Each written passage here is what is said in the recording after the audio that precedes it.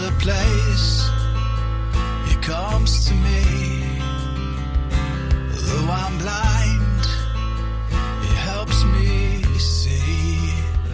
Though I see dimly in this place, one day I'll see Him face to face. This is Kurt Kaikkonen, pastor of Calvary Chapel, Waterford, at your neighborhood church.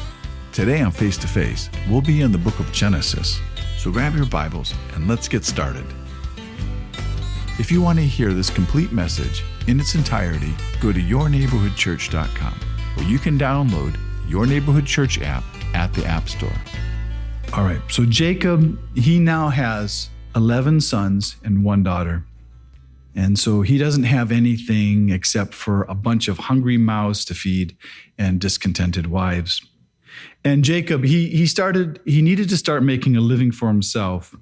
And Jacob here, he is at least in his early 60s, but he's possibly much older. Some say he may even be close to 90. But Jacob, he doesn't have anything to show for all these years that he's spent in Haran. And so now he's going to go back home to Canaan because he doesn't see much of a future in Haran. Laban is not the kind of guy that you want to work for very long because you're never going to get ahead. So if Jacob, if he is in his mid-60s, that would mean that Laban was really old, that he had to at least be about 90 years upward. And that means that Laban was also a very young man when his sister Rebekah left to marry Jacob's father, Isaac. So now Jacob, his debt's paid off, but Laban, he's not quite ready to let go of his money-making son-in-law because Laban, he admits and he knows that all his success is because of Jacob's wisdom and by Jacob's God blessing his life. And it's pretty clear here that Laban, he doesn't serve the same God that Jacob does. In fact, Laban, he serves many gods because Laban's an idolater and he has many of those household idols.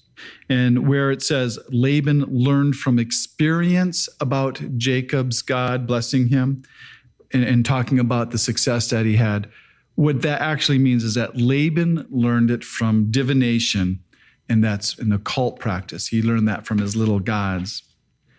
So Laban, he doesn't really care about his son-in-law. He only really cares about what he can acquire for himself from this relationship. He's just using Jacob. And he doesn't really have a deep care for his daughter's well-being or for their futures because he was willing to trade them for his own wealth. Laban only cares about Laban because that's who he is. And age hasn't changed him. And Jacob's testimony of God, that hasn't changed Laban either. Even though Laban does acknowledge that it's Jacob's God that's been blessing him. And you have to remember, Laban, he knows all the testimony of Abraham, and he knows all the testimony of Isaac. And he would still prefer to have his little gods. But he's also willing to receive whatever he can from the real God. So sometimes we think about our testimony and how our witness of our lives actually change other people by the things that we say to them or by the way we treat them. And we see that sometimes it does change them, but it only changes them if that person has a place for God in their life. And it's easy to see here that Jacob, that he is a flawed man, just as it's easy for all of us to see that we are flawed people. But you have to remember, Jacob, at this time in history, he is the only person that we know serves the real God, just like his father did and just like his grandfather Abraham did. And Laban, he recognizes that God is the real God and that it's real in Jacob's life. But it never changed Laban. He'd still want his little gods. And that's because you can't really talk anybody into believing in God unless that person has a place for God in him. and that God himself is drawing that person to himself. And what this reminds me of is it reminds me of Psalm 49, verses 5 through 8. And it says, "Why should I fear in the days of evil, when iniquity is at my heel and surrounds me? Those who trust in their wealth and boast about the multitude of their riches, none of them can by any means redeem his brother or give a ransom for him. For the redemption of their soul is costly, and it shall cease forever, that he should continue to live eternally and not see the pit."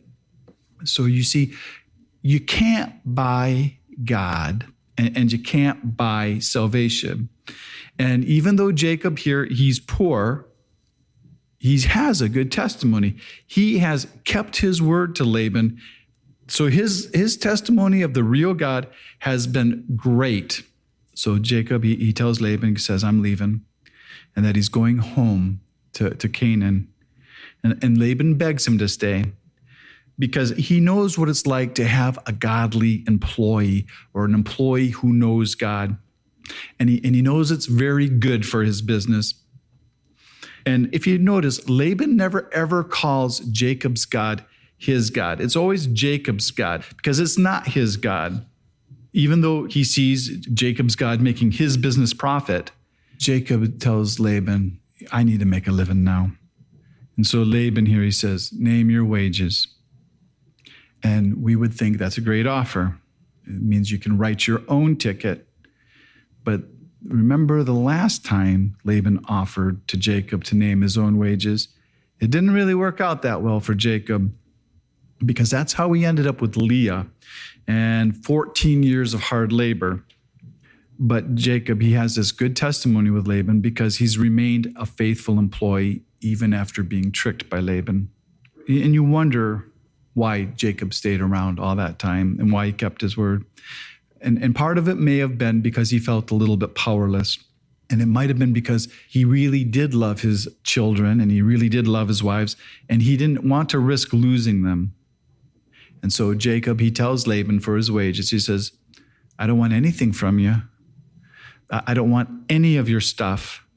But Jacob is wanting his own flock, but he's not trying to take Laban's flock from him. Jacob is expecting his increase to come from God. Because you see, not only Laban knew that the God of Jacob has given him the increase, Jacob also knows that his God has given Laban that increase. And so they make this deal. And you have to remember, when these guys, they make this deal, both of these men, they knew sheep. They've both been shepherds their whole lives. Laban's not ignorant. He understands about breeding. And everybody knew that most of the lambs were white, and it was only the off-colored ones that were brown. And it was the same way with the goats, that the pure goats, they were all black. And the off ones were spotted and streaked and speckled. And Laban also knew that if he took all those off-colored ones and the speckled and striped ones away, that they wouldn't be able to breed with those solid-colored animals. And so when Jacob asked for all the odd-colored one, Laban, he's really excited because he thinks he's got this great deal because this deal is a sure thing. Laban can't believe the deal he's getting because he doesn't think Jacob's going to get anything. Well, maybe once in a while he'll get some kind of off-colored lamb or goat, but it would only be minimal. And to make sure that Jacob can't cheat, he removes that herd of the speckled spot and brown, and he takes them 3 days away and he puts them with his sons. Because this is going to be a foolproof way to distinguish Jacob's sheep from Laban's sheep. And you can tell that Laban is so excited about this deal by what he says. His answer was, "Oh, may it be according to your word," because he thinks he's going to be getting more free labor. He couldn't be any more excited. And what Jacob does with all those chestnut and almond sticks and where he peels them back, it has absolutely no scientific meaning. There's no reason for it. And you can read teachers and you can read commentators, and they try to explain what Jacob's doing with these sticks and why somehow it makes sense. And if you want to buy into that kind of thinking, you can. But I don't think it has anything to do with science. But I do think it has something to do about faith. I don't think anything Jacob is doing here is increasing his flocks at all. God is doing it all, because what God is doing, he's just loving Jacob, and he's providing for Jacob just like he promised. But Jacob, by him putting these sticks out, he is also doing something because he is acting in faith, because he does believe that God will bless him, and God does. Because I'm not really so sure that Laban was wrong at all about what a wonderful deal he got. I think that the science is probably on Laban's side. And Laban, he might not know all the little things about genetics, but he knows animal husbandry because he's been doing it his whole life. He knows by experience. The only thing that Laban didn't take into account was that God was in this equation. And this was all God's doing.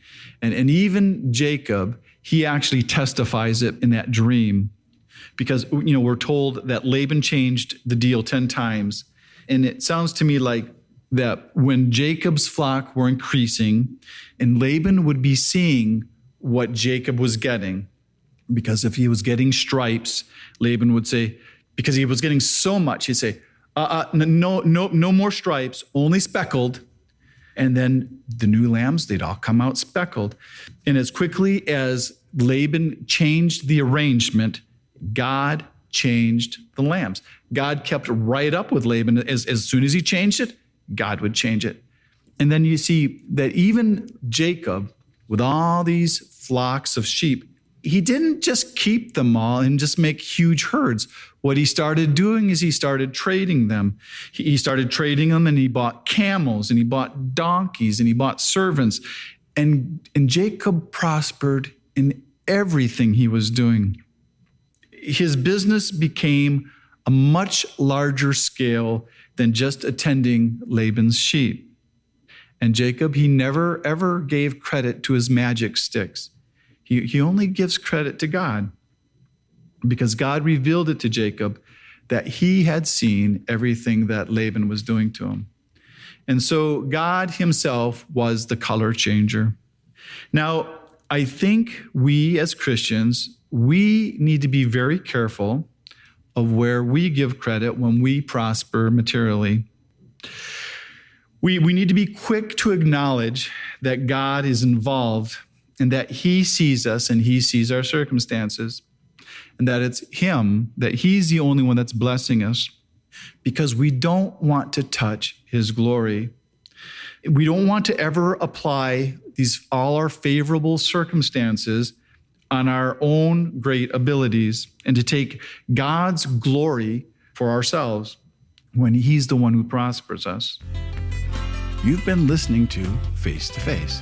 Face to Face on this radio station has been provided by Your Neighborhood Church. If you want to help support Face to Face and put this program on other stations just like yours, you can contact us at yourneighborhoodchurch.com or write Your Neighborhood Church, P.O. Box 500, Romeo, Michigan 48065. There's a place he comes to me. Though I'm blind, he helps me see. Though I see dimly in this place, one day I'll see him face to face. Tune in again tomorrow at this same time as we continue to go through the Bible.